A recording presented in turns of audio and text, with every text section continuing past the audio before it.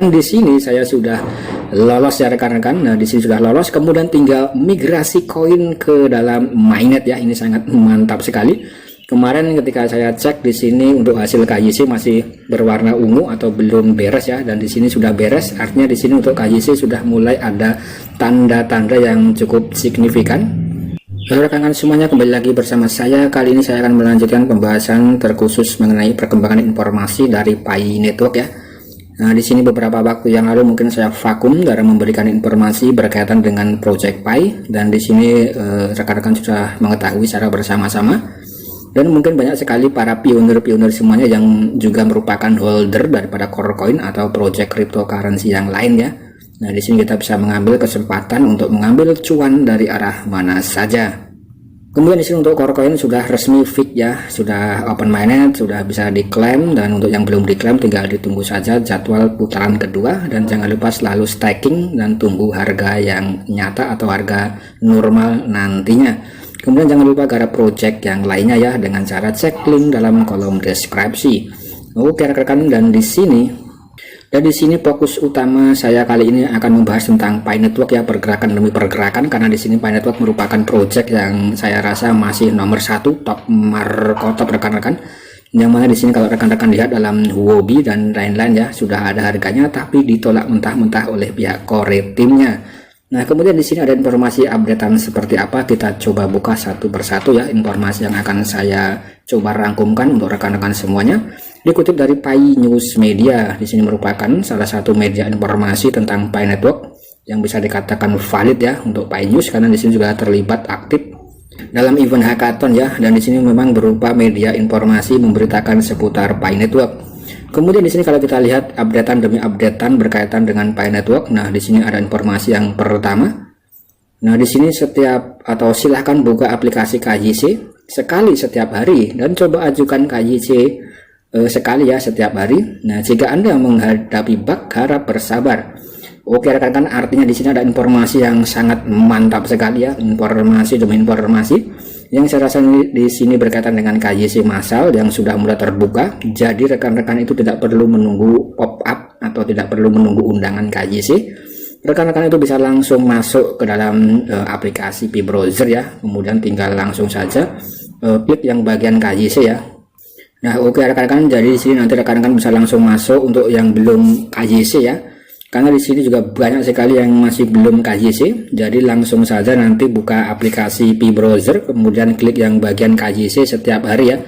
Nah, ini adalah rekan-rekan berupaya untuk menjemput bola KYC ya. Nah, nanti ketika tampilannya sudah ada untuk rekan-rekan memungkinkan untuk melakukan KYC ya, tinggal langsung diikuti saja. Itu artinya sudah ada untuk slot KYC-nya. Kemudian untuk nanti ketika slotnya tidak ada atau kosong ya, atau sudah habis ya, nanti rekan-rekan itu bisa masuk lagi setiap hari ya. Jadi tinggal rajin-rajin saja dalam klik KYC di sini.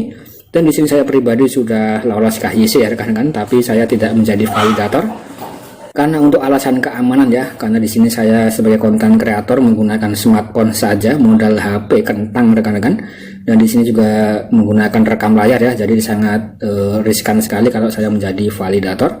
Kemudian di sini ketika rekan-rekan itu sudah berhasil KYC ya, dan mungkin akan semakin banyak yang sudah lolos KYC.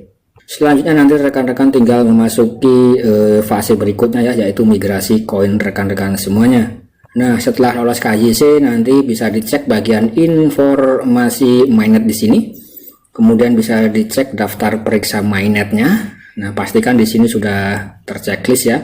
Nah, saya di sini sudah melakukan KYC, kemudian di sini tunggu hasil KYC ya, dan di sini saya sudah lolos ya rekan-rekan. Nah, di sini sudah lolos, kemudian tinggal migrasi koin ke dalam mainnet ya. Ini sangat mantap sekali. Kemarin ketika saya cek di sini untuk hasil KYC masih berwarna ungu atau belum beres ya, dan di sini sudah beres. Artinya di sini untuk KYC sudah mulai ada tanda-tanda yang cukup signifikan. Mungkin rekan-rekan yang kemarin belum berhasil dalam KYC bisa dicek lagi ya, siapa tahu di sini sudah mulai berhasil ya. Nah, di sini untuk KYC memang sedang ada percepatan. Nah, ini informasi yang cukup positif dan cukup signifikan ya. Kemudian untuk masalah open mainnet tentu kita akan bahas secara terpisah rekan-rekan.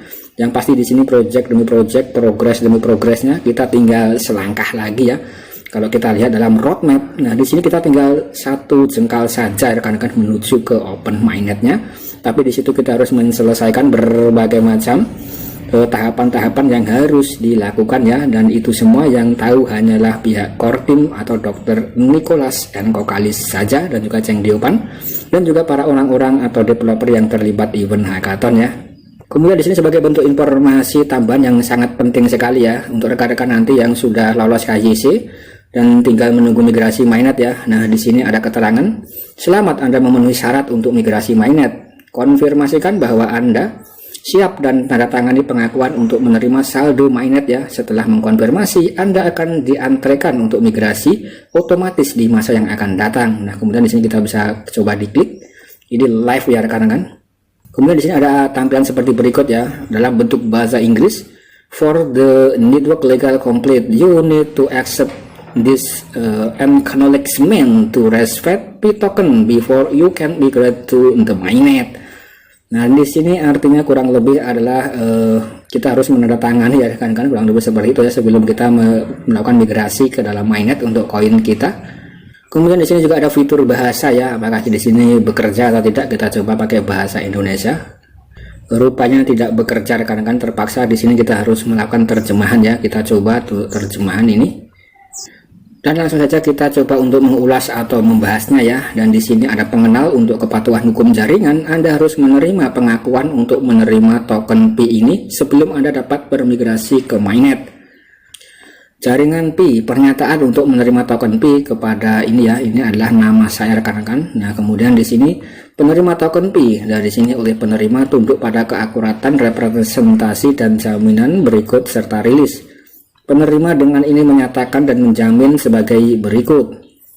Pengguna token, penerima memperoleh token untuk tujuan eksklusif menggunakan token untuk akun penerima sendiri ya. Dan di sini bukan sebagai calon atau agen dan bukan dengan maksud untuk dijual kembali ya, spekulasi ataupun investasi.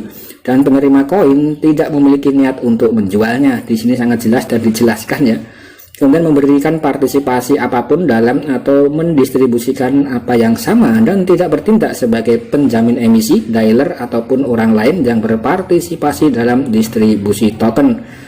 Penerima tidak mengharapkan keuntungan dari memperoleh token. Kemudian penerima memahami bahwa setiap likuiditas untuk token atau kemampuan untuk menjual kembali token mungkin terbatas dan tidak boleh memperoleh token dengan harapan untuk dijual kembali dengan keuntungan.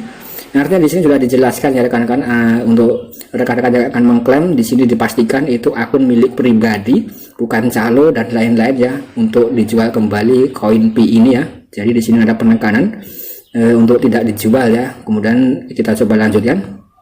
Penerima memahami bahwa token dirancang semata-mata untuk tujuan penggunaan di jaringan P. Kemudian token tidak mewakili hak atas aliran pendapatan, distribusi, pembagian keuntungan, atau bentuk imbalan uang atau bunga lainnya. Nah, di sini juga sangat jelas sekali ya. Jadi di sini token P atau koin P dirancang untuk digunakan dalam aplikasi ekologi atau utilitasnya ya. Nah, nanti kita bisa menggunakan koin P ini untuk terlibat aktif ya rekan-rekan, kurang lebih seperti itu ya, dalam mainnet dan juga dalam aplikasi ekologi ya, kurang lebih seperti itu, untuk membayar di utilitas atau membayar di aplikasi ekologinya dan bukan untuk dijual ke exchange atau ke orang lain atau ke penyerok ya. Kemudian di sini juga ada informasi yang penting ya, peserta dilarang. Yang pertama ini bukan atau warga negara atau penduduk dari wilayah geografis di mana penggunaan token kriptografi dilarang oleh undang-undang ya. Artinya di sini untuk Indonesia aman, tidak dilarang untuk cryptocurrency. Kemudian warga negara atau penduduk dari berlokasi wilayah geografis terkena sanksi embargo AS ya, dan kita Indonesia aman secara rekan-rekan. Kemudian di sini ada individu atau yang dipekerjakan oleh terkait suatu entitas yang disebutkan dalam daftar orang atau entitas yang ditolak Departemen Amerika ya. Artinya di sini kita harus mematuhi kebijakan hukum ya, dan di sini saya rasa untuk yang di Indonesia sangat aman. Kemudian di sini juga ada keterangan pembatasan transfer token tidak dimaksudkan sebagai sekuritas, tetapi ada ketidakpastian substansional mengenai klasifikasi sekuritas aset digital saat ini, dan tidak ada penawaran penjualan atau distribusi ya. Kemudian token yang telah didaftarkan di Amerika Security atau United States Security and Exchange Commission. Nah, ini sangat mantap sekali ya. Atau otoritas lain di negara bagian manapun atau negara atau yurisdiksi lainnya. Jika token dianggap sekuritas, nah di sini token dapat tunduk pada pembatasan penjualan kembali dan persyaratan lainnya. Jadi saya rasa di sini cukup ribet sekali rekan-rekan untuk Pi Network di sini ya, dalam untuk mengklaiman token. Tentu saja di sini akan memiliki semacam nilai atau utilitas yang sangat tinggi ya. Kemudian di sini juga ada yang berkaitan dengan pajak ya, nah, kurang lebih seperti itu ya. Nah oke rekan-rekan, artinya di sini adalah syarat dan ketentuan untuk kita dalam mengklaiman daripada saldo ya untuk migrasi.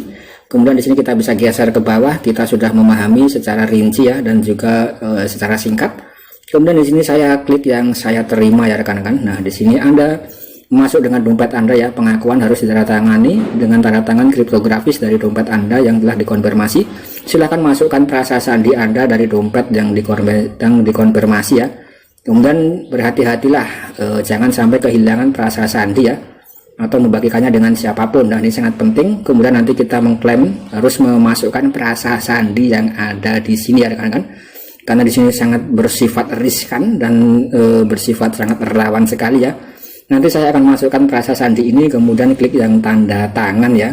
Nanti rekan-rekan yang mengikuti bisa langsung praktek saja ya, dan langsung saja saya masukkan dan langsung klik tanda tangan. Nah oke rekan-rekan, dari sini saya sudah memasukkan semuanya ya, dan kemudian ada keterangan selamat. Semua sudah tersetting ya, dan selamat kamu telah menerima persetujuan Anda untuk menerima token. Dan Anda telah ditambahkan ke antrian untuk migrasi ya. Saldo yang Anda dapat ditransfer akan dimigrasikan ke dompet Anda di blockchain mainnet. Setelah transfer ke mainnet, Anda akan ada masa tunggu 14 hari ya. Kemudian bagian yang tidak terkunci akan bebas digunakan segera setelah periode tertunda 14 hari. Sedangkan bagian yang terkunci hanya dapat ditransfer setelah berakhirnya durasi penguncian atau lockup ya. Artinya di sini mungkin saldo yang akan masuk itu menunggu waktu antrian 14 hari. Kemudian yang masuk ya itu ada saldo yang tidak terkunci atau tidak terlockup ya rekan-rekan. Nah kemudian setelah itu saldo yang terkunci itu akan masuk secara otomatis setelah masa penguncian itu selesai ya, kurang lebih seperti itu.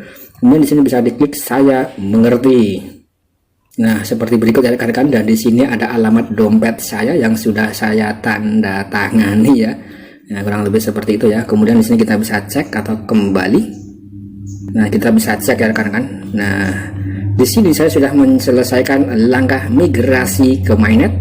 Nah, ini sangat mantap ya. Kita tinggal menunggu saja 14 hari. Kemudian nanti ke langkah yang terakhir ya, yaitu bermigrasi ke mainnet. Nah, di sini ada keterangan Anda akan secara otomatis ditambahkan ke antrian migrasi jika Anda telah menyelesaikan 1 sampai 7. Nah, di sini akan ada semacam secara otomatis ya. Kemudian di sini ada Pi-Core Team sedang memproses pengguna sebelum jadi di sini Pi-Core Team sedang memproses pengguna sebelum Anda dan menyelesaikan persiapan akun Anda ya. Jadi di sini kita tinggal tunggu saja ya. Kalau kita coba diklik ya tidak bisa ya rekan-rekan. Artinya di sini kita tunggu sampai warnanya hijau ya.